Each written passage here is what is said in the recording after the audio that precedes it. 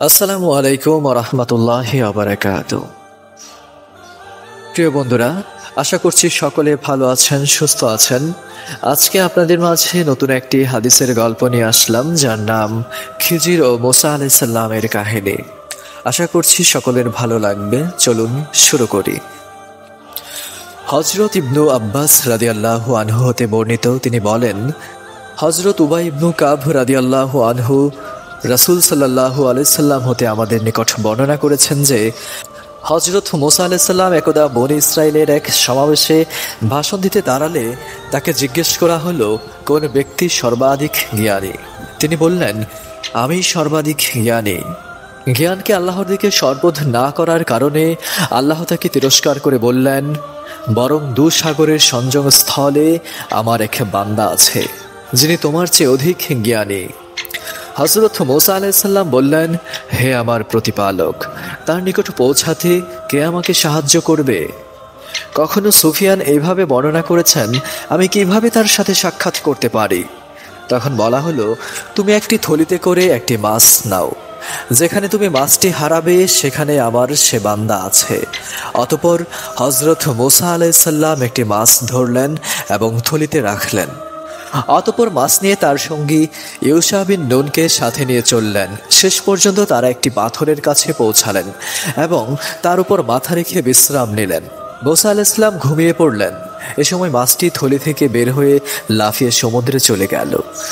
অতঃপর সে সমুদ্রের সুরঙ্গের মতো পথ করে নিল, আর আল্লাহ মাছটির চলার পথে পানির প্রবাহ থামিয়ে দিলেন। ফলে তার গমন পথটি সুরঙ্গের মতো হয়ে গেল। অতঃপর তারা উভয়ে অবশিষ্ট রাত এবং পুরো দিন পথ চললেন। পরদিন সকালে হযরত মুসা আলাইহিস সালাম তার সাথীকে বললেন, আমরা তো সফরে ক্লান্ত হয়ে পড়েছি, আমাদের খাবার নিয়ে এসো। হযরত মুসা আলাইহিস সালামকে আল্লাহ যে স্থানে যাবার কথা বলেছিলেন সে স্থান অতিক্রম করার পূর্ব পর্যন্ত তিনি কোনো রূপ ক্লান্তি বোধ করেননি। সাথী ইউশা বিন নুন তখন বলল, আপনি কি ভেবে দেখেছেন যে পাথরটির নিকট আমরা বিশ্রাম নিয়েছিলাম সেখানেই মাছটি অদ্ভুতভাবে সমুদ্রের মধ্যে চলে গেছে? কিন্তু আমি মাছটির কথা আপনাকে বলতে ভুলে গিয়েছিলাম। মূলত শয়তানি আমাকে এই কথা ভুলিয়ে দিয়েছে। বর্ণনাকারী বলেন, পথটি মাছের জন্য ছিল একটি সুরঙ্গের মতো, আর তাদের জন্য ছিল আশ্চর্যজনক ব্যাপার। হযরত মুসা আলাইহিস সালাম বললেন, আমরা তো সে স্থানটিরই অনুসন্ধান করছি। অতঃপর তারা তাদের পদচিহ্ন ধরে ফিরে চললেন এবং ওই পাথরের নিকট পৌঁছে দেখলেন এক ব্যক্তি কাপড় মুড়ি দিয়ে বসে আছেন। মুসা আলাইহিস সালাম তাকে সালাম দিলেন। তিনি সালামের জবাব দিয়ে বললেন, এখানে সালাম কি করে এলো? তিনি বললেন, আমি মুসা। খিজির জিজ্ঞেস করলেন, আপনি কি বনী ইসরাইলের বংশীয় মুসা? মুসা আলাইহিস সালাম বললেন, হ্যাঁ, আমি এসেছি এজন্য যে সত্য পথের যে জ্ঞান আপনাকে দান করা হয়েছে তা হতে আপনি আমাকে শিক্ষা দিবেন। খিজির আলাইহিস সালাম বললেন, হে মুসা, আমার আল্লাহ প্রদত্ত কিছু জ্ঞান আছে যা আপনি জানেন না, আর আপনিও আল্লাহ প্রদত্ত এমন কিছু জ্ঞানের অধিকারী যা আমি জানি না। মুসা আলাইহিস সালাম বললেন, আমি কি আপনার সাথী হতে পারি? খিজির বললেন, আপনি কিছুতেই আমার সাথে ধৈর্য ধারণ করতে পারবেন না। যে বিষয়ে আপনার জ্ঞানের আওতাধীন নয় সে বিষয়ে আপনি ধৈর্য ধারণ করবেন কেমন করে? হযরত মুসা আলাইহিস সালাম বললেন, ইনশাআল্লাহ আপনি আমাকে ধৈর্যশীল পাবেন এবং আপনার কোনো আদেশ আমি অমান্য করব না। অতঃপর তারা দুজনে সাগরের কিনারা ধরে হেঁটে চললেন। তখন একটি নৌকা তাদের পাশ দিয়ে যাচ্ছিলেন। তারা তাদেরকে নৌকায় তুলে নেওয়ার জন্য অনুরোধ করলেন। তারা খিজিরকে চিনতে পেরে বিনা ভাড়ায় তাদেরকে নৌকায় তুলে নিল।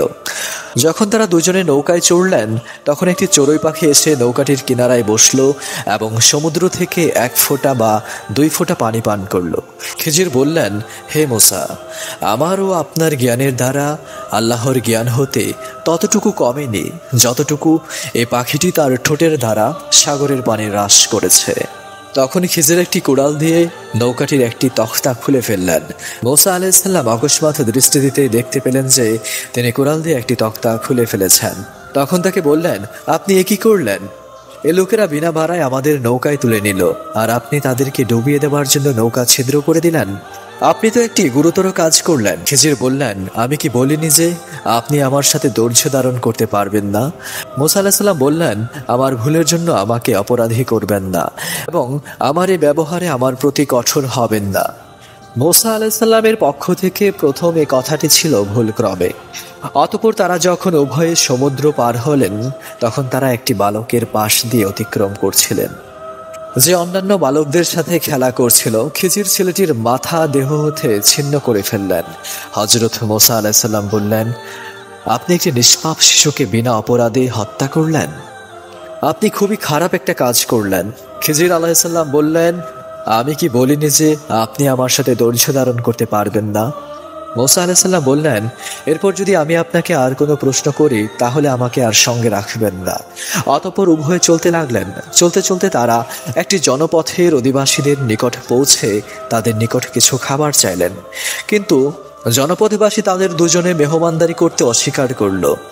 সেখানে তারা একটি প্রাচীর দেখতে পেলেন, যা ভেঙে পড়ার উপক্রম হয়েছিল। হযরত খিজির প্রাচীরটি মেরামত করে সুদৃঢ় করে দিলেন। হযরত মুসা আলাইহিস সালাম বললেন, এই বস্তির লোকদের নিকট এসে আমরা খাবার চাইলাম, তারা মেহমানদারি করতে অস্বীকার করল, অথচ আপনি এদের দেয়াল সোজা করে দিলেন। আপনি তো ইচ্ছে করলে এর জন্য পারিশ্রমিক গ্রহণ করতে পারতেন। হযরত খিজির বললেন, এবার আমার এবং আপনার মধ্যে বিচ্ছিন্ন হয়ে গেল। এতক্ষণে যে বিষয়ে আপনি ধৈর্য ধারণ করতে পারেননি, আমি এর তাৎপর্য বলে দিচ্ছি। নৌকাটির ব্যাপার ছিল এই যে, সেটি ছিল কয়েকজন দরিদ্র ব্যক্তির। তারা সমুদ্রে জীবিকা অন্বেষণ করত। আমি নৌকাটিকে ত্রুটিযুক্ত করে দিতে চাইলাম, কারণ তাদের সামনে ছিল এক রাজা। সে ভালো নৌকা পেলেই জোরপূর্বক কেড়ে নিত। তারপর যখন এটাকে দখল করতে লোক আসলো, তখন ছিদ্রযুক্ত দেখে ছেড়ে দিল। তারপর নৌকাওয়ালার একটি কাঠ দ্বারা নৌকাটি মেরামত করে নিল।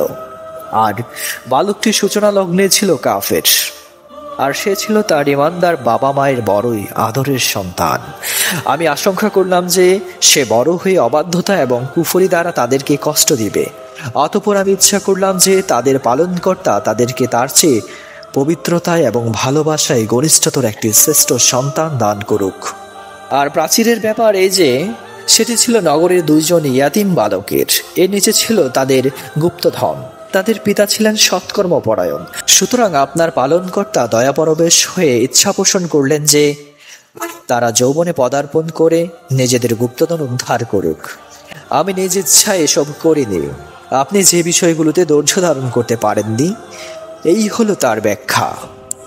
প্রিয় বন্ধুরা, সম্পূর্ণ গল্পটি থেকে আমরা যা শিক্ষা লাভ করি তা হচ্ছে, সকল জ্ঞানের আধার আল্লাহ রাব্বুল আলামিন। তিনি যাকে যতটুকু ইচ্ছা প্রদান করেন। জ্ঞান অর্জনের জন্য সফর অত্যন্ত গুরুত্বপূর্ণ। শয়তান সর্বদা মানুষের পেছে পড়ে থাকে। সে তাকে প্রতিনিয়ত আল্লাহ বিমুখ করার চেষ্টা করে। জ্ঞান অর্জনের জন্য ধৈর্য অবলম্বন করা জরুরি। অহংকার করা বা নিজেকে সবচেয়ে জ্ঞানী ভাবা ঠিক নয়। জাযাকাল্লাহ খাইরান। ভালো থাকবেন সবাই, সুস্থ থাকবেন। পরবর্তী ভিডিও দেখার আমন্ত্রণ জানিয়ে এখানেই শেষ করছি। আল্লাহ হাফেজ।